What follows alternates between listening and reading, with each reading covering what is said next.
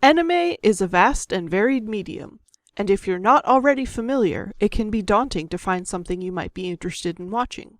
This is a podcast where three average anime enjoyers introduce their uninitiated co-host to their favorite anime touchstones, so he can join them deep in the Weebs.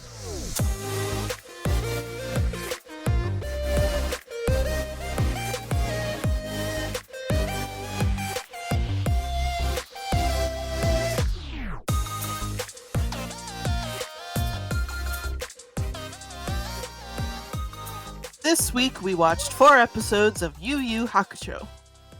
The original manga series was written and illustrated by Yoshihiro Togashi. The series tells the story of Yusuke Urameshi, a teenage delinquent who is struck and killed by a car while attempting to save a child's life. After a number of tests presented to him by the son of the ruler of the afterlife, Yusuke is revived and appointed the title of Underworld Detective, with which he must investigate various cases involving demons and apparitions in the human world.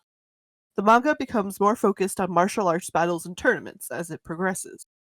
In North America, the manga ran completely in Viz Shonen Jump from January 2003 to January 2010. The anime was licensed by Funimation in 2001, where it aired on popular Cartoon Network blocks, including Adult Swim and later Toonami. I have to take umbrage with that description because it had a couple of martial arts tournaments, and I was about ready to say 2, but I'm like, well, there was also the Genkai tournament. Mm-hmm. But it's like, okay, there are 3 fighting tournaments, and then there's also a Negami, sort of, but not really, and you know, literal actual storm the castle, and like that really doesn't play up the show as well as it should be. It's a good summation, but it is missing some beats that make it better than the typical shonen. That is just like I agree with you, and that's actually a thing that I realized as I was watching this, because it's been a long time since I've seen this show, and especially the first episode. Like, I forgot how long Yusuke is dead for at the beginning of the show, but there is enough tournament that goes on long enough that I think that is definitely what the show gets remembered for, which is a shame, because I think a lot of the other stuff that you're talking about that's in there is kind of the better stuff. But you say oh yeah, Yu Yu Hakusho, the Dark Tournament arc, that's just the go-to. Insert Giga Tournament arc. Yeah. So, and I will just, before we go, let Bob kind of recite to us his experience here. I will say, and I will fight anyone who argues with me on this, the Dark Tournament arc is hands down the best anime tournament arc. Fight me IRL. Because I'm going to harken back to I believe it was OSP. Red summed it up best. There is next to no filler in the Dark Tournament arc. Everything has relevance. Everything has purpose. There is not a moment of wasted energy. Well, that was actually in my notes. That is a note about this show in general compared to other shonen, bigger Enemy of the Week shows, is that there's so little of the peanut gallery commentating and describing what's going on, even though we're watching it, kind of thing. It's just oh no, this show kind of moves at a clip. Everything that happens is something interesting that's happening. It's never just waiting for the spirit bomb to charge or waiting for Goku to come out of the capsule, or everyone getting knocked out by a singular character just for Goku, or insert basic shonen protagonist here to show up. You don't just have a Vegeta coming up to almost save the day and then ego gets in the way, but here comes Goku. Yeah. I would like to add, I had further notes I was going to add later, but I'll say it now. The manga's shift from occult detective fiction to the martial arts genre after Yusuke's death and revival in the early chapters was planned by Togashi from the beginning. Togashi's intention was to establish the main characters and familiarize the reader with them before placing them in tense physical conflicts. That was also in my list, so I thank you for getting to that. And that's the thing, this, and I'm to pair it off that, because I think we all know at least guess how I feel about this show. This does the thing that made me love JoJo's Bizarre Adventure as well. The fights aren't just and then a power up happens, or because I'm the protagonist. You have villains and heroes winning because they're thinking, they're playing the chess in their minds, they're reading their opponents, and you can follow the line of interaction. And it's not just haha, I put a Kamehameha right behind you at point blank range, Cell. Mm-hmm. It's so good. I mean, even the spirit gun, when we first meet it, Bob, spoiler, when we first see the spirit gun in episode 5, it's here, you can do this cool trick, Yusuke. What's that? Say bang. Fires a spirit gun at his teacher because he's being a prick and trying to frame Yusuke. And it's, by the way, you can only use that once a day at this point in the story. Oops. Here's a mission we need you to start right now, and it's incredibly dangerous. Should have probably led with that. And it's so good because of like the limitations they set up and how they eventually learn to either overcome them or incorporate new tactics into them. And it's just perfect in my mind how they did that. There are some cases where I think it is definitely just sort of like placing big bets on themselves. It's just like, well, just like, I should survive this better than they can, and then they do the thing, and it's just like, all right, but like, yeah, it's a thing about it is still sort of based on the characters. It is based on the powers as established at play, and not just power ex machina. Well, let's start at the very beginning. Yes. Episode 1, Surprised to be Dead. Me too. A 14-year-old narcissistic street-fighting slacker, Yusuke Urameshi, dies, an unlikely hero, after he's hit by a car after saving a young child who was playing with a ball in the street. He soon learns that the spirit world was not expecting him to die. For this reason, he is then offered the chance to be revived. At first, Yusuke initially refuses the proposal, but ultimately accepts after seeing the people he thought did not care for him grieving for him at his wake. Hell of a start to a series, gotta say. And that's why I chose the funny name for it that we did, because this, I swear to God, as far as I can find, and I did a little research, not a lot, I believe this is the first incident of Vehicle-kun coming along and killing our protagonist. Yeah. And also the only instance I think I could find where it didn't result in them getting isekai'd. Well, okay, hang on. I wanted to bring this Okay, fair enough. I immediately, as soon as I said it, I'm like, well, wait a minute. And I'm like, damn it. We don't see a lot of his, pre-killed lifestyle, but I feel like there is an argument to be made that he does awaken in a different world, one where he learns that the afterlife and demons and spirits are all real, which by some definition is a different world than the one that he died in. It's a different world perception. I mean, arguably it's still the same world. He just didn't know these things existed as well.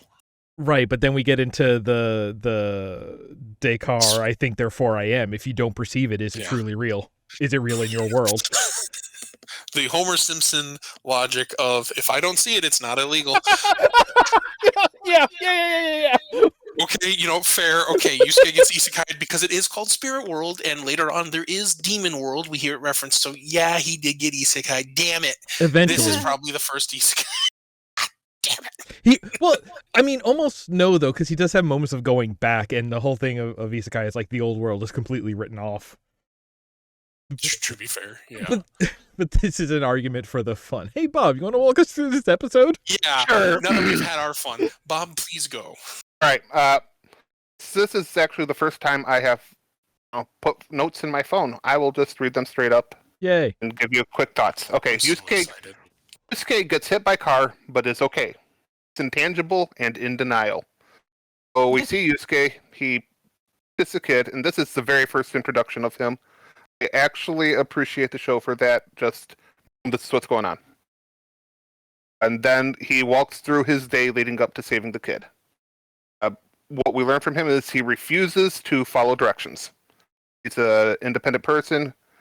So, at this point, I will say the basis of me watching these is either these 4 episodes that I've watched. You guys have mentioned a lot, but for me watching it, I've only known Dragon Ball. It just brings a lot of attention to me as comparatives. He reminds me more of Vegeta than Goku. Mm-hmm. I can see that. Yeah. Continue. Right. Gossip girls are dumb. As a 14-year-old boy would, because cooties. Yeah, remind Mean- me, this is middle school. Mean teacher is mean. Yeah. And Mr. Takanaka just constantly looking for Yusuke. Oh my goodness. I don't understand their relationship, and I'll get further to that. To even go to the school, that was a question that I kept asking myself because he doesn't wear the blue. It's like he just goes there to get yelled at and leaves. While walking home, he runs across Kuwabara, who is our introduction to him, and all I get is, "Oh, you're the sad, stupid sidekick, aren't you?" He is adorable. He is your Krillin, your Yamcha, and your Tien. Like, he has all of these. I don't even know what Yusuke did to get such a reputation, but good lord, everybody else is afraid after he beat up Kuwabara. She does know how to fight. Mm-hmm. At this point, he meets a spoon witch. Okay. Her That name is an Photon. ore for the river Styx. That's what she says. I Very prefer to think it's her. She's a soup witch. I love that. I love that, actually. I love She that. is the grimmest reaper, Bob. She explains that they weren't actually expecting him to die. In fact, had he not done anything, the driver would have missed the kid. Her He name, would have Bob. been scarred less. Bob, what her name? Botan? Yep. Correct. Have that written there under Meat Spoon Witch. Botan. The rest of the episode is, and I didn't have this typed up, him going and seeing that people actually miss him. The girl who, and I'd have to look through my notes because I wrote down her name later. Keiko, maybe? Correct. Is sad. Kuwabara's sad because he wants to fight him and win. Mr. Takanaka's sad and corrects a couple teachers who are bad talking him. And in flashbacks, we see that his mom is not the best mom. She's mourning the death of her son. We see her once more in some of the episodes that we watch, and I don't feel like she actually improves as a character. Yes and no. We'll get to that later. But she, I feel like, and we'll elaborate on what this means later in the series, but I feel like she has big Misato energy. yes, Ow. that's all one of my favorite soups. Thank you. Mhm. Then the episode ends with him being like, "Well, fine, I want to go back," and the soup witch is like, "Here, stir, stir, stir," and we fly away. Which, so he can fly when he's a spirit, that makes sense, Yeah. but he doesn't later. And thank you for the introduction, because at no point do I understand how he becomes human again. Yeah, I was that's gonna- the hook. I'm trying to hook you, Bob. I was gonna fill in some of the holes, like Yeah. where it's relevant for later episodes, but yeah. And that's the summation. It's actually not a bad first episode, because you can see it giving that draw into, okay, we need to see what's going on. How's he gonna hook up with Keiko, and is him and This is Kuwabara very gonna much your actually be setup friends? episode. Yeah, but it's a good setup episode. I think part of the reason I chose this one is, one, to explain the joke behind why I named it what I named it, because I figured you deserved that. Also, death in the first 5 minutes. It wasn't. I think I even timed it. It was, hold on. I mean, like, the show Not even opens. 3 minutes. Literally like the first shot. It was less than 3 minutes. It was like Yeah. 2:40. It was like, oh, and I die. His mother's name is Atsuko. She'll show up here and there, but she's not really relevant for the rest of the series. She's relevant for the first 5 episodes. Even though and- she's in the free frame at the end of the opening song. Oh, that's not her. That's not her? That's not the mom? that's Shizuru. That's Kuwabara's sister, who you meet later. Oh, right, I forgot Oh. about her. Yeah. She kind of replaces Yusuke's mother as a character in the show. Like, That's a weird thing to Asuko- say. That's a weird thing to say. I understand, but they're both. Here's why I say that: they're both brunettes. They're both Smoke. older women comparatively to the rest of the cast. I genuinely thought that was the mom. It's not, and that's the thing. I thought it was too, and then when you watch all the episodes consecutively, you find this out quickly. Shizuru gets like one of the best introductions as well. I'm glad we Long watched story that short, episode. without too many spoilers, they get a assignment from Koenma on a VHS tape. Don't worry if you don't know what a VHS tape is, audience. Ask your parents if they don't know. Why are you here? You're too young. But it's on a VHS tape that's specially coded to spirit wave energy, the power that everyone has in the show. Kuwabara, and it's stated more or less that Kuwabara's family is very spiritually aware. They just aren't aware they are. Yeah, it's just they're kind like of a latent trait. psychically sensitive. And so this video is supposed to look as static to anyone that isn't spiritually aware. So she sees this whole tape where a baby is giving them orders. And she just, to her credit, the most unrealistic portrayal of a person in this kind of situation, which I love, is, okay, cool, I'm just going to roll with this because sure, why not? So, like I said, Shizuru also gets a lot of development in the Dark Tournament. And when I say a lot, she gets development for a very background character. And she is probably one of my favorite characters just because they give her just some amount of depth more than you would typically see for a character like that. Yeah, for somebody who is like someone there to be part of the peanut gallery and go, what's going on now? At least from the episodes we saw today. Yeah. And to kind of, the other reason I like this episode is because, kind of like you touched on, Bob, this isn't your Goku, your Naruto, your Deku. This is not your typical shonen protagonist. He is not a happy-go-lucky, smile makes the day, I'm going to make all the friends protagonist. This is a street punk. He's a school punk. He wears the wrong uniform intentionally because screw you, that's why. On that note, actually, I want to cut in. Go ahead. Well, so do I, but go ahead. Bob, this, I feel like, I'm pretty sure this is our first anime that actually has, like, modern, quote-unquote, slice of life representation of some Japanese culture that kind of hits you in the face if you're not used to that. Oh, yes. So how'd you feel about the culture shock? I appreciated the uniforms. It's something that's coming over to America a little bit more, especially in larger cities. I really appreciated the funeral rites, because it's not American by any stretch. The respect for the mom and the grieving of the family. I really like that. And they something that's just universal. Children shouldn't play with balls near streets. Yeah, the school stuff is also something that's going to show up in a lot of anime. Yeah. The uniform wearing, the delinquent like type is like a culture thing as well, in a way. The slackers, the punks who fight, like they usually deliberately wear the wrong uniform or wear the uniform wrong as a sign of protestation. Well, so Gotcha. On that note, I think this is time for a new vocab term. Okay. Bancho. Thank you. I couldn't remember it, and it was driving me mad. So, isn't that what you wear in the rain? Very close. So a bancho is basically the delinquent punk archetype.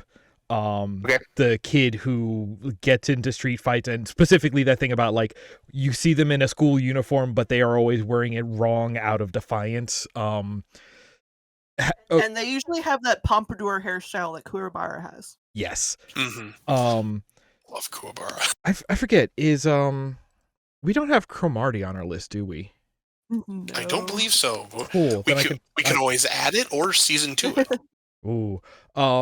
But so basically, like, there's also a thing in sort of, I think it's bigger in Japanese culture, but the idea of like delinquent schools where it's just like, yeah, no, all of these kids who like, if you score low in your like SAT equivalent, you end up at the school for delinquents, and everyone there is going to be bancho and be like this, and that's where you have gang fights and stuff. Also, they have classes by rank of the same grade, so like there's 1A, 1B, 2B, right. Like you have to take acceptance exams to get into high school. Yeah. Oh. Yeah. Yeah, it's actually like bigger than going to college. Essentially, here is, or I would say it's like the equivalent of pressure. Yeah. But I want to say the I'm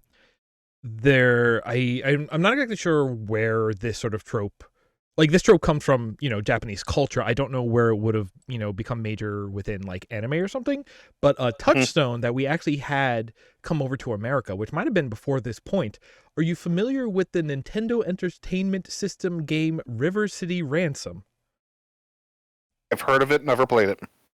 So River City Ransom is an NES game that we got here. It was the originally called Downtown Neketsu Monogatari, aka the Downtown Burning Blood Story, which that is a game where you play as bonchos and it's about street gangs, and that's something that we had. I didn't look up exactly when that came out, especially in compared to the show, but like that idea of like that was sort of like the Japanese middle school equivalent of like Streets of Rage or Final Fight. And so that is a big thing we will see. Oftentimes we get 89. 89. Okay. Oftentimes we get at least one character who is sort of the boncho badass of the school. Like a lot, especially if you take place in a school, you have like at least one character who is the boncho, who is like the captain of the gang, who is a big bully, and then probably comes over to be a friend after a fight in the first arc or two or whatever. Yeah. But commonly they have a baseball bat as their like thing. Yeah. But like this is I actually, looking at our list, I actually don't know how often this trope is going to go up, but I can think of at least one other show where it shows up. Okay. But like oh yeah, it's going to be in that one for sure. It kind of comes up in that one. Nobody can see what I'm pointing at. That's fine. But the show Cromartie High, I do want to point out, especially because it's not on our list, and maybe we'll bonus this because I love that show, but it is a comedy set in one of these all boncho schools. And it's just like, okay, if everyone's a badass, how can you tell who the real badasses are? How many pencils are you going to eat to prove your dominance? Dominance. But okay, this was the quick crash course on bonchos. Let's move on. I will just piggyback on that too. Boncho is popular enough. It was also the style of one of the lead protagonists in one of the major arcs of JoJo's Bizarre Adventure. Yosuke Higashikata. He had the pompadour. He wore his uniform as he wanted to. It's just it is very pervasive in Japanese culture. Yeah. It's also like it's kind of like the grade school version of a biker gang. I think it's how it gets played a lot of times. Yeah. So yeah, those two teachers who are like shitting on him all the time, they're basically just like they see him only as this delinquent. They're like, oh, he's never going to amount to anything. He's just causing trouble. There's no reason like to give him any attention or help or anything. But the principal is the one who sees that he could become something if he just kind of tried a little harder or directed himself. That actually touches on one of the reasons why I wanted this episode is the wake for Yusuke. Everyone has those moments I won't say everyone. There are times of some people have had those moments in their life, myself included, where it's like, world be better off without me. No one would miss me. And this is the time where, it's the anime moment of this is a wonderful life. Where yes, my rival was my rival because he was tsundere and my friend. And that neighbor girl really, really misses me for some reason that I'm sure won't come up later in the show. And my mom, I did matter to my drunk alcoholic, do nothing mother. Mom, yeah.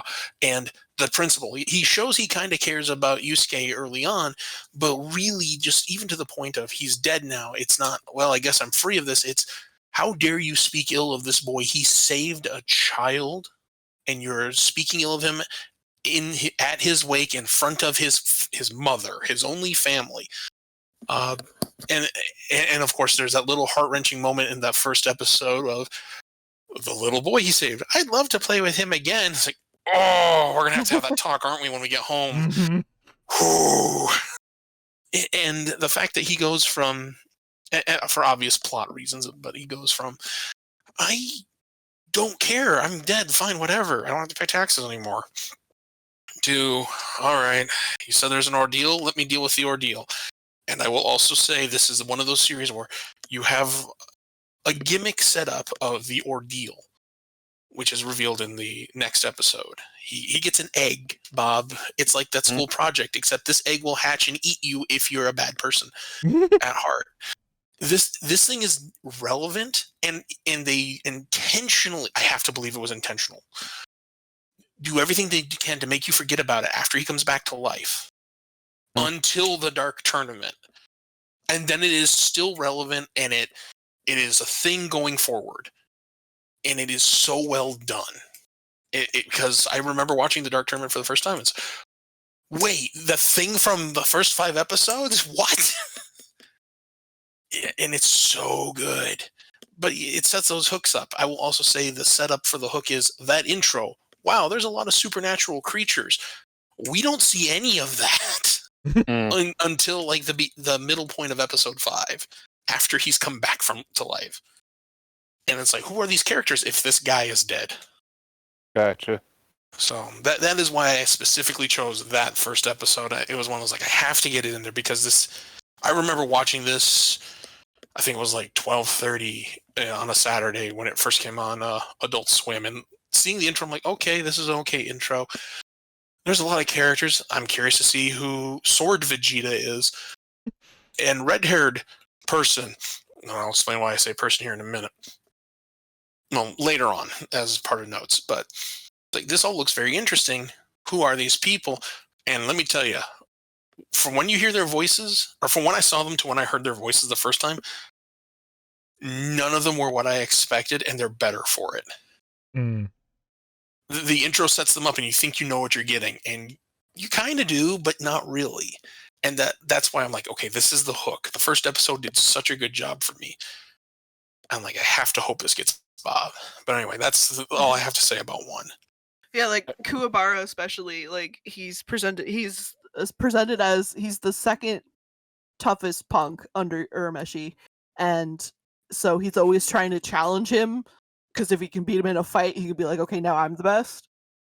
He just likes fighting. Yeah.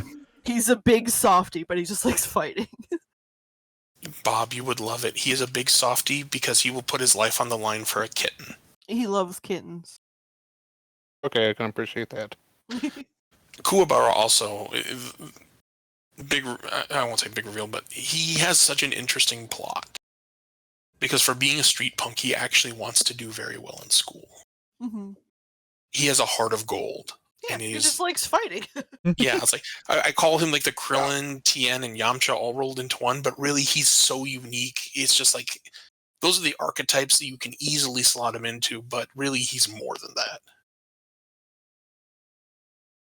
But yeah, like I said, that's my piece on one.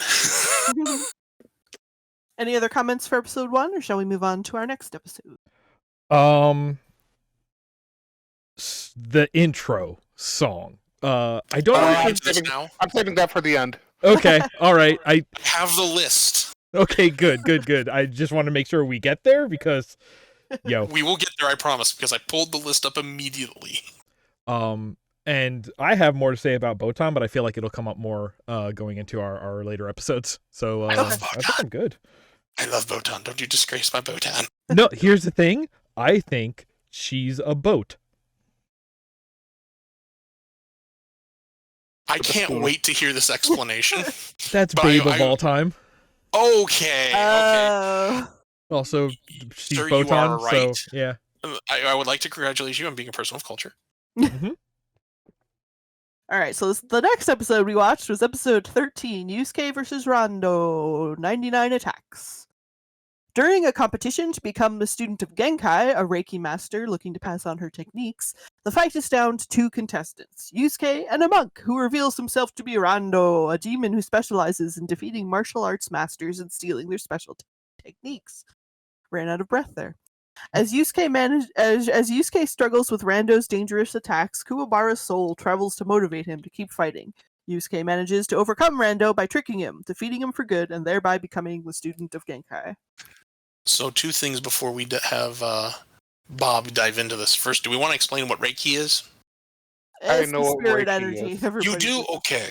I wasn't sure. Yes. Okay. Secondly, I love that this guy's name is Rando. Because in the grand scheme of things, he kind of is just the random villain Uh-huh. that's super important at first. But once you see everything that's to come, it's like, oh yeah, he was there too, wasn't he? What a rando. Just a punk. Which, like, there's also a gambling-based villain later on, and yet this guy's the guy called Rando. Okay. Yeah. I mean, I know. I'm like, it's oh, it's Japanese. It's Rando. Uh-huh. listen, I know how Rondo they pronounced it in the dub. And yes, I watched the dub because this is also one of those. The sub is good. This is one of those. The English dub is maybe not 100% bebop level, but it is good. I think the dub is kind of iconic. Like, there's nothing in it. Okay, Mhm. there's a couple things in it that bother me. Like the I forgot how strong Botan's accent is, and like, I have a comment about a trivia thing about that. okay, and I like, think I know what it is. I have a dumb ear, so I could not place that accent. But like, it's So okay. her accent is specifically a transatlantic accent, which is one that was used for radio and television movie stars in the early 1900s. So it's like that old timey radio voice accent. Okay. It mixes Eastern American and British English pronunciation for things. I don't know why they did that for Because radio and stuff, but that was like specifically an accent created kind of for that. That's interesting. I didn't know that part of it, but wow. But yeah, The only thing she brings people across the river, so I guess transatlantic was Yeah, that actually makes a lot of sense. Yeah, like Cross the River Styx, or like, yeah, no, that's it. Yeah. All aboard the boat to the River Styx. This is your happy-go-lucky Grimmest Reaper. Uh-huh. I love that she's the Grim Reaper. supposed to be wearing a black cape and look like a skeleton. Uh-huh. Oh, I love that line. But she says bingo. Bingo. But Bob, go ahead and tell us about Rando and why he's so great. Let me pull up my notes here. Okay, I start off with there we go. Rando looks like a wrestler or a glam rocker. Yeah. Either one works. Yeah, you get that 80s glam rock look in a lot of anime from this era with the hair and everything. Oh yeah. And he and Yusuke fight, and Yusuke. A lot of this I have to take on face value. So Yusuke couldn't hit Rando unless he was using Spirit. Is Reiki? Think of it more like he was. I don't want to use the term armor, but it's like the only way to really have an impact is to, have a little extra oomph behind it. In this case, the oomph is the spirit energy. Yeah, you know how like in D&D, some stuff will only take damage from magical items or spells? It's kind of like that. Okay. Yeah, he needed his radiant energy up. So, we had previously, or at least some people here have mentioned that they never cut away, or when they do, it's really short. We got a cutaway to a character who I believe we learned his name later. He just has a junior on his head. Yeah. Koen Ma. Yeah, he's Yes. he's the son of the king of the underworld who runs he things has a while thing his for- dad is away. He likes his pacifier, and he sounds like a southern pastor. That's all I learned about him. Bob, let me give you a little context. Maybe you remember in DBZ when everyone died and they went on Snake Way, they had to go before King Yama. That's his son. Southern pastor? I was waiting for him to Koenma condemn is me. his son. Oh, anyway, he's just like the side talk guy. Like, we see him return in future episodes that we watched, and I don't feel like he's important. Well, so He actually is. he plays a role. Yeah, Listening to the description going in that he's the guy who promotes him to the spirit detective, gives him assignments, I can see that, but he's like now he just seems like comic relief. He's the police chief. Yeah, I was gonna say, Where in the World is Carmen Sandiego? He's the chief. Like, I love that. He's Chief Maka. Yeah. Yeah. Oh, I miss Chief Maka. Anyway, so clearly Rando knows that he's got Yusuke on the ropes because he uses a special technique which he stole from someone else where he starts spitting out string and ties up Yusuke, starts swinging him around, and my note here is, looks like a fun swing string ride. He's just spinning around like it's a carousel. Yes, he smashes into a couple things. Eventually ties him up to a tree over water that he fills with his magical hate fish. Hate fish, ew. Yeah, that's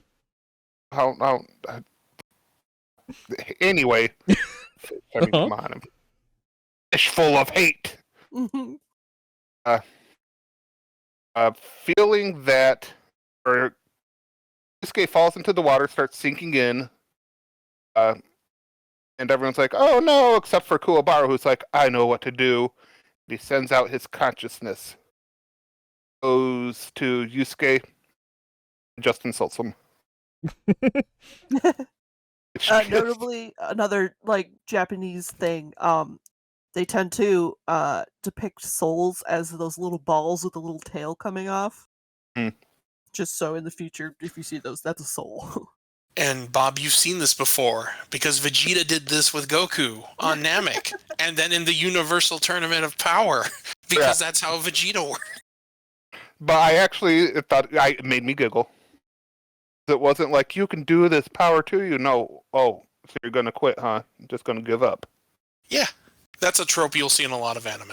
A lot of shonen anime, yeah. It's like it's subverting the power of friendship because it's the power of rivals who are assholes to each other.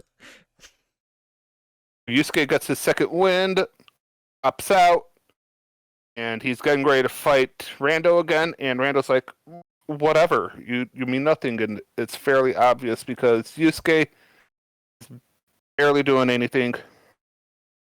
Well, not entirely true. He does get one good punch in, which makes Rando angry. And he made me bleed my own blood. Yes. That was in my notes. How dare you? I think this is what pain feels like. So my next note that I wrote, even though this is the second time, spells are just muttering Latin. Yeah. Pretty much. I mean, I believe they pull, or that Togashi is pulling a lot from Buddhism. For a lot of the magic stuff, so there's a lot of like chanting.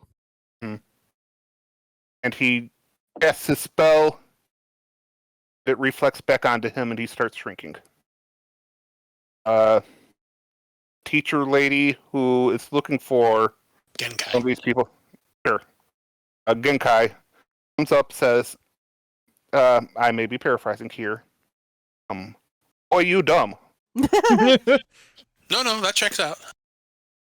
You should know that when you cast a spell, for it to work, the other person has to hear it. At which point, Yusuke gets up and he's like, "Ugh, I got swamp crap in my ear." And he pulls it out. And Demon's like, "Oh." And Yusuke's like, "Oh." And Genkei's like, "Oh." And then he lays on Rando. Mash. Yusuke did his best impersonation of a Snorlax doing body slam. He names that his special elbow drop. And it's honestly essentially that episode. Well, Yusuke also does become the student of Genkai, which is incredibly relevant. If you're watching this in order way back and watching it episode to episode, you will forget about Genkai after a while. But she will come back, and she is incredibly important. It's like the first real writing teacher ? Or does she? Or does Yusuke have other? She is essentially his only teacher. she is his Master Roshi, except not a pervert, an actual badass, and honestly, the bar by which I set all mentors, because she will call him on his bullshit. She don't give any Fs. She's like, listen, we're gonna train, and it's gonna hurt you, and I'm not gonna go easy on you. I am here to break you so I can remake you. Also, I'm gonna have a cigarette and play video games.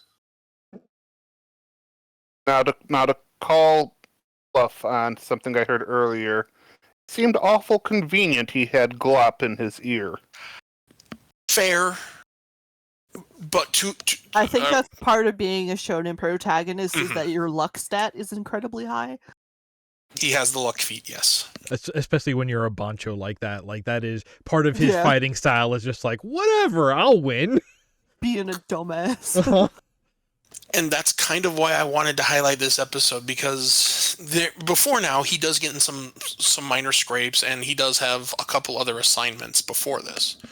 And he does use his brain, but this is what we'll call like the first big assignment, even though they all constantly say they're big because shonen. Where it's like he is really out of his depth because there's not a lot to say he can complete the mission from the get-go, but luck stat. And this is, I think, the first, well, not the first one, but this one is, like, I believe the second instance of him dumb lucking his way out of it. And compared to what we'll see in some of these other episodes, unlike, say, certain yellow spiky-haired bad father protagonists, he doesn't constantly get by on dumb luck. He actually learns, and he thinks things through. But this is still fairly early in his career. He's gonna dumb luck it because, plot armor. But of all the things, especially considering your setting and your environment, I could kind of believe that, because just going underwater is like, yeah, my ears are going to fill with water, so I might have to get some of that out. Just kind of shake my head a little bit. So they played off the environment, so it's a little more palatable than just, oh, I didn't hear that. Oh, and also base this off of, this is one of 4 episodes that I watched. True, very true. But again, this was also to kind of showcase, like, Kuwabara is not just my best friend and rival. He also has power. Yes, he can speak in spirit.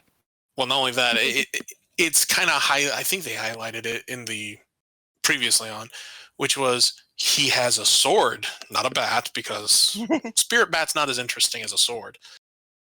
But kind of lightly playing into the trope, but he also has his own way of protecting himself from supernatural threats. He's a sword boy. Yeah. He's a sword boy. Yeah. You're a sword boy, Harry. and it just keeps him relevant to the story. He's not just there to be the goofball. The lovable goofball. He serves a purpose. And he's willing to take his licks. So he's a good character for it. And even after this, he sticks with Yusuke, which is, again, to put any other normal person in this kind of circumstance, they're going to lose their mind and probably run away. I mean, their rivalry is basically built on respect at this point. Oh yeah, and it just deepens further, and it kind of shows the mellowing again. In other shonens, you will have this eventually, but they kind of mellow out their rivalry really quickly. And I think that the story is better for that. Well, it's like the classic, nobody is allowed to beat them up except for me. But even then, at that point, like, I would say even by this point, it's no longer, you don't get to beat up Yusuke, I get to beat up Yusuke. It's not, no, this is my buddy. You don't get to hurt my buddy. That's my friend, my pal, my number one guy. And only I'm allowed to beat them up, yes. But even like, Kuwabara doesn't, like, heretofore, Kuwabara really doesn't care. Like, he'll threaten Urameshi every so often when he's kind of being teased, but he doesn't really exude that energy. Well, from this point forward, they're also facing, supernatural threats every week, and there's always a new case. Yeah. True, but and like I said, unlike the Vegeta in the room of comparison, Vegeta constantly is, no, I will beat the villain. Why? Because I must be more powerful. I must be a super duper Saiyan. Whereas Kuwabara's like, no, we need to pull through this. You need my help. I'm here to help you. I may not be the winner of this, but I will do everything I can. Which, like I said, I think makes him a better rival buddy than most shonen characters that would fill that slot. And besides, we're gonna have like again, like any shonen show, this is not the last time we're gonna have a villain turned buddy in this show. Oh yeah, the next arc, man. Let me tell you that we just skip over, and I had a real hard time doing that. It's a good arc. That was the part, I think, when I had Shonen Jump, that was the part of the manga that was coming out in it. Was that whole story. So good. All right, do we have anything else to say about this episode? Nope. Okay, perfect. Number 3. All right, the third episode we watched was the first episode of Season 2, episode 26 of the whole series. Toguro returns. As the title implies, in a previous episode, the team faced Toguro brothers. The younger Toguro brother could use his energy to beef himself up and boost his stats, and the older brother could become weapons, I believe was his thing. He could morph his body any way, any shape, shift his internal organs, etc., etc. But yes. But yeah, so Yusuke's team defeated them, and they were presumed dead. So when Yusuke unexpectedly crosses paths with the younger Toguro brother, he's a bit surprised. Toguro gives Yusuke an ultimatum in that he must participate in the Dark Tournament in 2 months' time. A tournament organized by human crime lords and drawn in by fierce apparitions, or he'll kill Yusuke and his friends. Left no choice and feeling helpless, Yusuke and his allies begin a 2-month training period. Soon afterwards, Yusuke, along with Kuwabara, Kurama, Hiei, and a mysterious masked fighter, band together to board a ship leading to the Dark Tournament ground.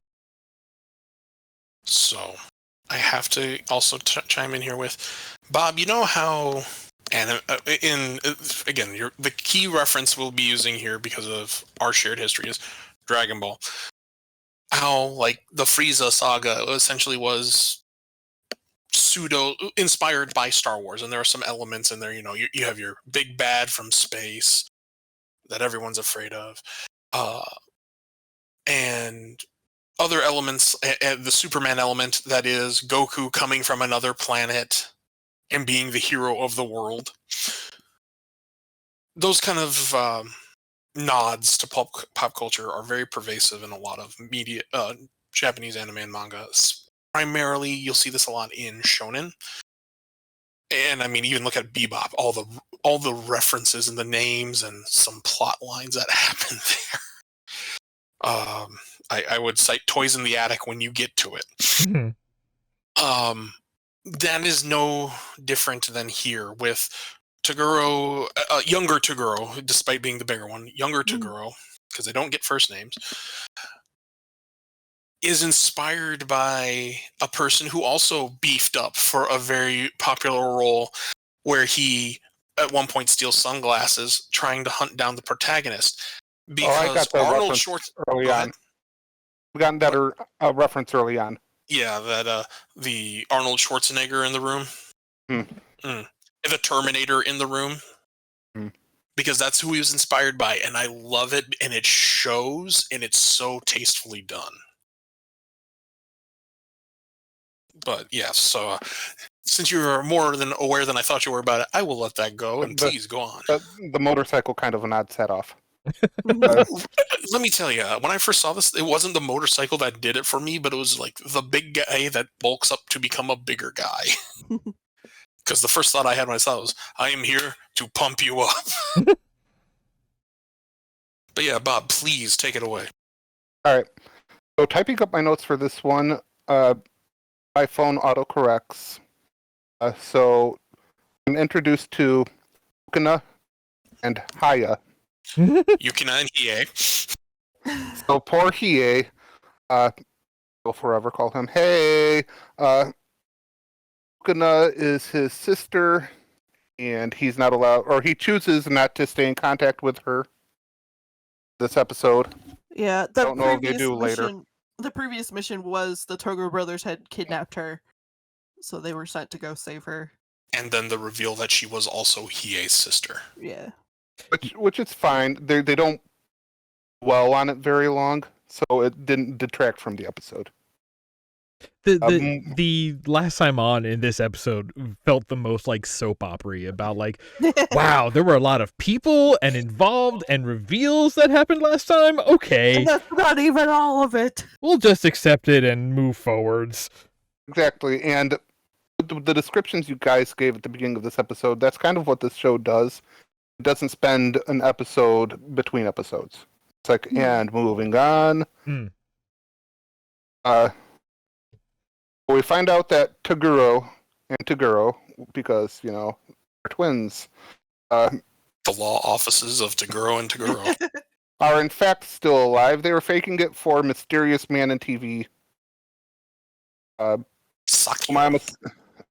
I'm assuming he has relevance because he shows up later. Yeah. But he's just like big head bad guy because he looks and acts like big bad guy. Yep. Big criminal underworld group. He explains that they did a good job letting him go, faking the death. They were fine, or he was fine with Ukana going and living. He served a purpose. Toguro the younger? Yeah, the one that looks like The Arnie. big one, yeah. Still wants to fight, but he wants it to be a fair fight with Yusuke.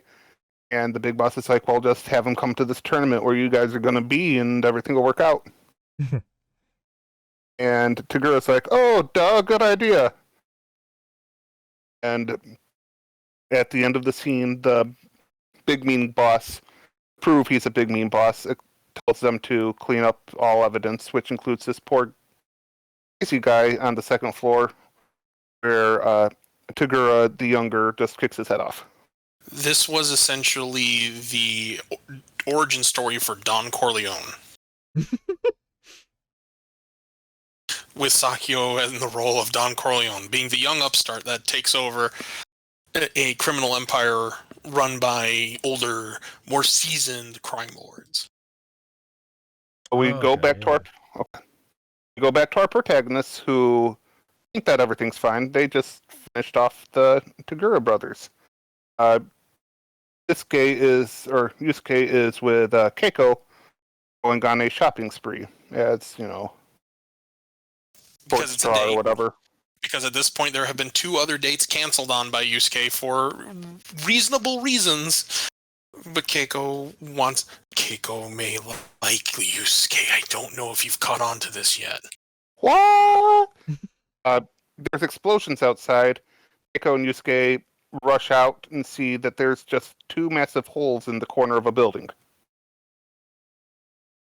I don't know if it's that Yusuke sensed something, but he backed up, turned around, and there's Toguro the younger, his motorcycle, and his helmet that should not fit his head, but will look past that. Yeah. Because he's wearing sunglasses underneath the helmet. Anime. Explains that, hey, you need to sign up for, or no, it's more of a meet me later. They meet up at a construction site, which we've seen 4 different animes. Good lord, they need to finish construction in wherever we go. Because there's always a building under construction. I mean, to be fair, Bob, having been from Michigan and you still being in Michigan, everything's always under construction. Yes, but it's just the highway.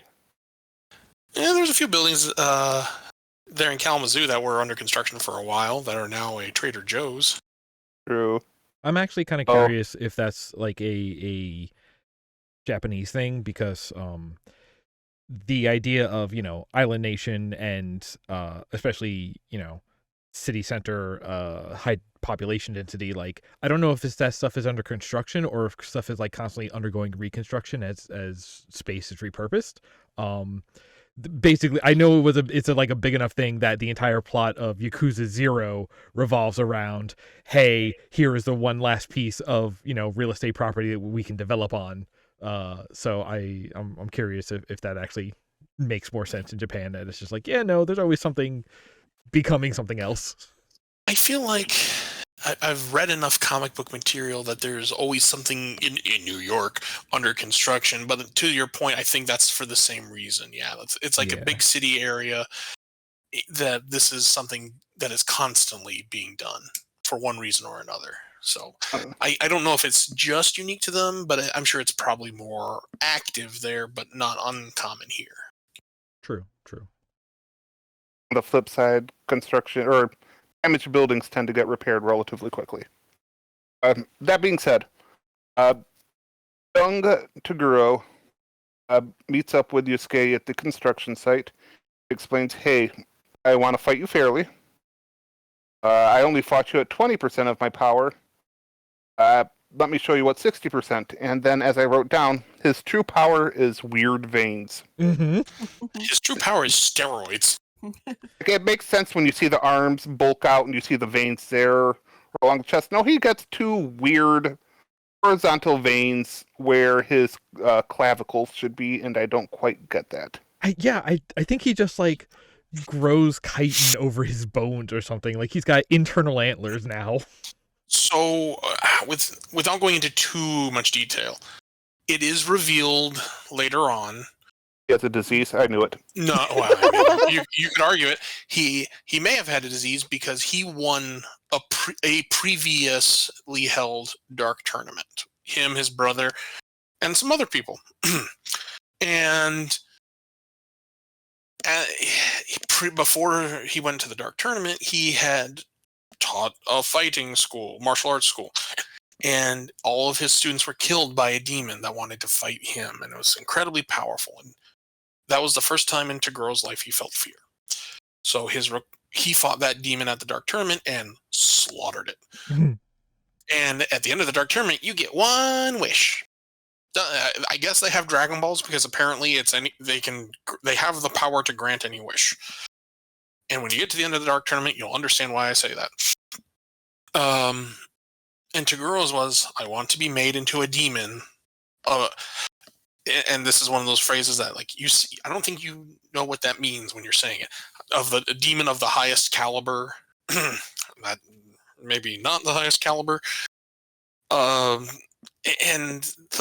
he essentially became like the demon that he killed, that hurt him. Younger Toguro is a human turned demon. His ability is purely physical strength, able to regulate how much of his maximum power he releases, ranging from 0 to 100%. None of this 110% nonsense. I mean, you said that, but I remember one of the episodes. With each increase comes a burst of demon energy, and his muscles thicken and enlarge themselves. So what we're seeing is demon physiology is really the short version of what I'm trying to get to, but to explain why. Because this also introduces an idea that I really felt they could have gone into more, and I wish they would have, of demon-human hybrids. Mm. And in a way they do later, but not to the degree I was hoping for, because apparently you can just surgery this. Huh. I wonder if it's just an elective. But anyway, so that's why muscles look weird. Oh, now that you've over-explained my joke. The guru knocks down the construction site all around. You see him kind of move at rapid pace. Look how knocking fast down. and strong I am, and this is only 60% of my power. Yep. Was it 60? I thought he said 45. Oh, it's 60.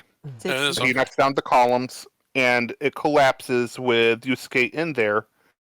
And Toguro saves Yusuke's life, saying that'll be the last time I do that. Just to ensure he makes it to this dark martial arts tournament. Which I found actually kind of cool. Yeah. You got 2 months. Get good. Yeah. You have 2 months to get good, boy. And we have the best montage ever in anime so far of the 4 TV shows that I've seen, plus Dragon Ball, because it doesn't take 400 years. Yeah. It doesn't, and it still conveys things are happening. Yes. They It pretty much actually- just said 2 months passed like this. And to be fair, at the end of the previous episode we watched, it did say, well, and Yusuke's training took 6 months, so you know something happened. You don't have to sit and watch it. You just get to know it, and it's done. Yeah. And I love it. And get to the launch site because they're all riding a boat to the Dark Martial Arts Tournament. They meet up with... It's like Mortal Kombat. You gotta take the Mhm. boat. Well, I'm on a boat. it's like Enter the Dragon, which Mortal Kombat was like. Whichever movie that was with the fighting tournament where they had to get on the boat and it was a ghost boat. Listen, You just all that named matters- 6 movies. I was going to say, technically, yeah. Listen, all that matters really is that all luxury cruises should now just be fighting tournaments to who gets to go home at the end. Oh, okay. I will pass it along to my sister who works on Carnival cruise ships. Please do, if they accept it. I want just to receive verbal credit. If there is money, great, but I just want to get an acknowledgement for the idea. At the launch site is Kuwabara, Ginger, who we've learned the name is Kurama, and Hey are just chilling. So mad Yeah, at so you. Kurama and Hiei were part of a trio of demons who were stealing stuff. That's right. We are kind of introduced to them earlier because Toguro talks to them on top of a building. Yeah. They were also invited. But Yeah. it was implied you're going to be in Yusuke's group. You get to be in Because each group Yusuke's is group 5. because you're weird demons who hang around with humans. And let me clarify too. It's Toguro wanted to fight him, but it's not because Toguro wanted to fight him. They're going to the Dark Tournament. Right. They were. What They is were invited. insinuated is Sakio says you knew they were going to be invited, and because they were going, Toguro and his brother were going to participate anyway. It's like, yeah. So this is essentially us checking out the competition, and Toguro did a very kind of Goku thing of, you've got 2 months. I'm letting you know you have 2 months to get good. You can thank me later. Toguro, this being the only episode I deal with him, seems to be an intricate villain. He is. So much he may not even be true villain, just antagonist. There to make our protagonist stronger. Mm-hmm. Yusuke walks up to the group with a mysterious, bandaged, clearly not Genkai person. I know, it is funny because, like, watching the episodes back to back where you have Genkai training him and then he shows up with a small person dressed exactly like Genkai, and it's like, okay, come on. But these episodes are several episodes apart. Several rounds into the Dark Tournament. Yeah. Then the Russian hook pirate says, "All aboard, our." Yar Oh mateys, my god, I borscht. love that dude. Yeah, I love that. Like in the next episode, he's like, he's absolutely on Sakio's payroll. I'm Thus gonna ends this episode. tell my kids that was Monkey D. Luffy. Oh my god, yes! I thought That's this a episode. One Piece Okay. reference. I hope we got to the second piece at some point. Everyone following that series for what, 30 years now? Oh my god. I like Toguro. I don't know how I feel about Hey, but I feel like that's a character that you get to know Mhm. much better. Same with really most of them. There's a lot of no Botan in this episode. Botan's in the next episode a lot because she has some splaining to do. Yeah. Really, this is kind of the episode 1 of season 2, like it says there above our Yeah. heads. It's leading up to the Dark Martial Arts Tournament, and it just gets there. It doesn't waste the time. This episode doesn't drag its feet. It says, this is what we're doing. Hey, we're doing a tournament now. This was back in the era I appreciated of, unless it was Dragon Ball or one of the other bigger recognized titles of shonen, being, when I say that, I mean constituting what is called the Big Three. They actually conserved time by not dragging it out. Yeah.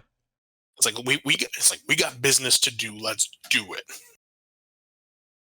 And to kind of give you an idea of Hiei, Bob. Oh yeah, I was going to Imagine- ask, how much do you want to know about Kurama Yeah, and let's, Hiei? let me ask that. But wait, how about after this Okay. next episode? Because Okay, he does okay. have a little bit of a bigger role in this next Yeah. episode. Yeah, kind you of. do. So the fourth episode we watched was season 2, episode 15, episode 40 of the whole series, entitled Jin, the Wind Master. During the Dark Tournament, Yusuke is the only member of their team left able to fight and must face the last 2 members of Team Masho himself. First is Jin, the Wind Master. Jin uses his tornado fist to land a hit on Yusuke, who is literally blown away from the attack. Yusuke later counterattacks with a series of punches, yet Jin flies off after being hit in the stomach to recover. Yusuke then uses the spirit gun, but Jin creates a whirlwind to deflect the blast. When Jin dives down from the sky using Tornado Fist a second time, Yusuke uses a spirit gun again to cause a mass explosion, and both are surprisingly still alive afterwards. Both contenders prepare for their ultimate attacks. So I forgot that they saved the ultimate attack for the episode after this. I thought we would get to see the ultimate technique of the spirit wave in this episode, not just hear it hyped up. I forgot that the moment of he uses it, and then what happens is the middle part of the episode break of the following episode of this. But I still think this was, in my mind, a right choice otherwise, because we get to see a lot. Alex, I'm gonna let you explain. I'm gonna let you talk. You're good. So please go on with your assessment and description of the episode. Sounds weird, but with this one, I only have 2 notes because there was so much. Yeah, there was so much action going on. I would just write down that Jin attacks, Yusuke attacks. My 2 notes are animal announcer, which I thought was cool. I think she's a fox. She's some sort of cat girl, yeah. Yeah. And why is the demon Irish? Yeah. It was a choice that was made. Because it's fine. It was just threw me off. I felt like watching this episode, Jin was not an evil demon. He was just exactly like our protagonist, Yusuke. Mm-hmm. And they talk about that a lot in this episode. Jin has the ability to twirl his arm like a cheerleader until a mini tornado appears. Starts off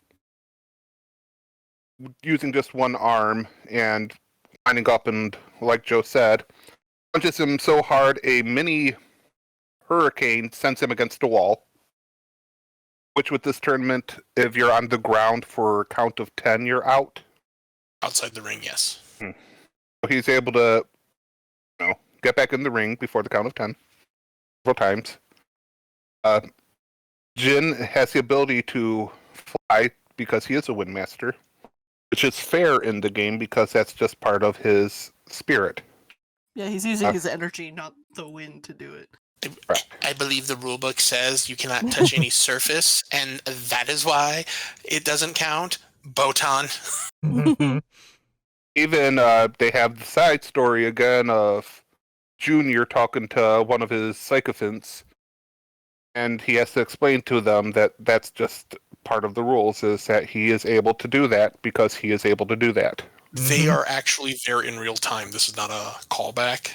They are there because every team has to have a sponsor, even the invited team.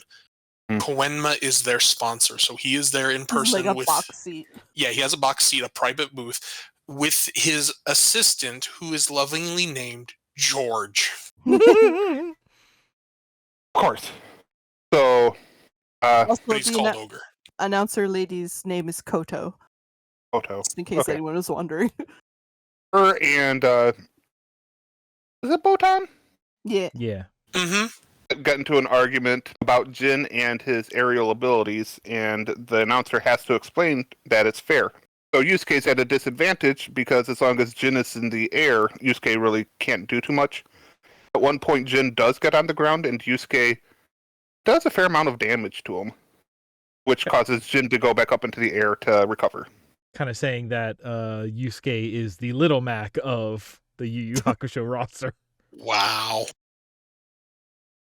Also, would you describe Nick or Joe as what happened between Botan and the referee as a cat fight? I suppose. It wasn't vicious enough, honestly. Not It enough did scratching. involve a cat and a grimaced reaper who acts like a cat in other moments of the show. It might have been a bit catty, yes. Just no. Just No need to have a hissy fit, Bob. Also, it's weird because Yeah. Koto means little rabbit, but she's got cat ears. Yeah. But I thought she was a cat, and I even wrote down cat announcer. But then you see her tail, and you realize she's not a cat. Yeah, she's a demon. Yeah. To be fair. Don't try and species her. She's her own person. She's allowed to be whatever she wants to be. Yeah. Jin takes and recovers in the air. He's like, haha, you can't get me. And Yusuke uses his finger gun, going, pew! Thinking, I got him. Everyone thinks, I got him. Jin's like, whatever. Just creates a tornado and blows the thing away. Straight into space. That's I when believe the people are like- commentator says turns his energy blast into a cosmonaut. Mhm. Yep. So we know she's Russian. That's when Yusuke's like, oh, rats. Because unless Jin is on the ground, not much going on. Jin does something that I will preface this so you guys will know what way I judge to know what episodes to pick. I hate it when power-ups happen that they don't have to power up for. In so much, I mean, Jin's like, oh, look, I can use my second arm as a whirlwind. Why aren't you doing that in the first place? Because they're here to have a good time. Yeah, they're To- kind of to just be playing fair, around. To be fair, Bob, while in that shonen mentality that exists in this, also it's the if I don't have to exert myself any more than I need to, I won't. That's true, because because- they are doing multiple fights in a row. That Yeah. makes sense, yeah. And the rules of the Dark Tournament are boiled down to essentially whatever the rich people say they are, and that's a plot point that actually happens earlier. Do you know that if the Power Rangers just call on the Megazord and squish the monster when it's small, Angel Grove would probably be saved a lot more often. You're right, but it wouldn't be a series then, and there wouldn't be any real stakes now, would there, Bob? Now you know Stakes. Now you know for episode selection as a trigger for me. Also, consider this, though. Is it a power-up, or is he's just showing, I am capable of this, and you are now a threat worth it? Well, I think it's before he does his second arm is when they do the big explosion, because Yusuke's Yeah. like, Yes. when Jin comes flying in, if I use my spirit gun at just the right moment, it'll create an explosion, and hopefully I will survive, and hopefully he will not. I wrote down on my note, his tactic for this battle is, let's see who can take a bigger ass kicking. I mean, yeah. In fact, I think that was exactly his words. I wrote it down. I love it. I love this kid. And that's Yeah. why I love Yusuke. He's such a good protagonist in that way. Yeah, in addition to having high luck from being a protagonist, he just... I think his main talent is just constitution and being able to withstand a lot. He does take a lot of damage that we've seen through these episodes. Mm-hmm. Except apparently a car getting in the wrong way and hitting him just right is going to kill him. Well, that was when he was just human. Yeah, he was only 14 then. I believe by now he is actually 15 going on 16. Okay, I was gonna say, like, the ages in this show, anime loves to like have time progress, but then just forget to age everybody up. Oh, This show does a no. great job of keeping track of its time. Yeah, like they're 16, 17 by the end of the series or whatever. okay. Yeah, they're Now I have graduating that high song in school my at head. the end of the series. Mm-hmm. So he's 16, going on 17. Anyway, this fight all occurred, and I left out that his companions are still around.